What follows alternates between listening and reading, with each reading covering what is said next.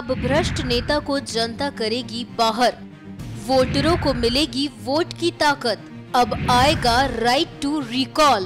भारत एक लोकतांत्रिक देश है और लोकतंत्र में सबको समान अधिकार प्राप्त है और उसमें जो सबसे बड़ा अधिकार है वो है इंसान की अभिव्यक्ति की आजादी। यहाँ नेता जनता के लिए जनता के द्वारा चुने जाते हैं, लेकिन हमारे देश की राजनीति की रीत भी निराली है। यहाँ चुनाव के समय तो नेता जनता के बीच खूब जाते हैं, लेकिन चुनावों के बाद ये नेता लोग कहाँ चले जाते हैं, इस बात का पता आज तक देश की बड़ी से बड़ी एजेंसियां भी नहीं लगा सकी।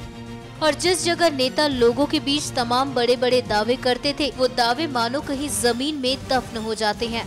लेकिन अब इसी बात को लेकर बीजेपी के सांसद वरुण गांधी ने सवाल उठाया है और इसको लेकर संसद में ये निजी विधेयक लोकसभा में बीजेपी सांसद वरुण गांधी की ओर से लाया जा सकता है, जिसमें ये प्रस्ताव किया गया है कि किसी क्षेत्र के 75% मतदाता अगर अपने सांसद और विधायक के काम से संतुष्ट नहीं है तो उन्हें निर्वाचन के 2 साल बाद वापस बुलाया जा सकता है।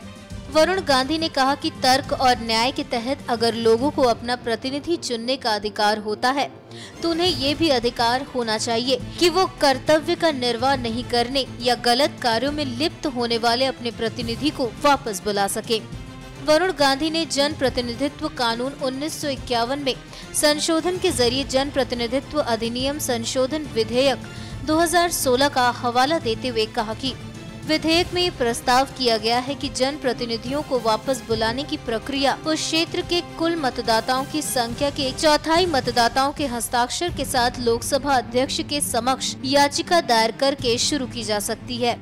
हस्ताक्षर की प्रामाणिकता की जांच करके लोकसभा अध्यक्ष उक्त याचिका को पुष्टि के लिए चुनाव आयोग के समक्ष भेजेंगे। अब ये कानून बनता है या नहीं ये तो वक्त बताएगा, लेकिन कम से कम जनता को अपने चुने हुए नेता पर कुछ तो अधिकार होना चाहिए।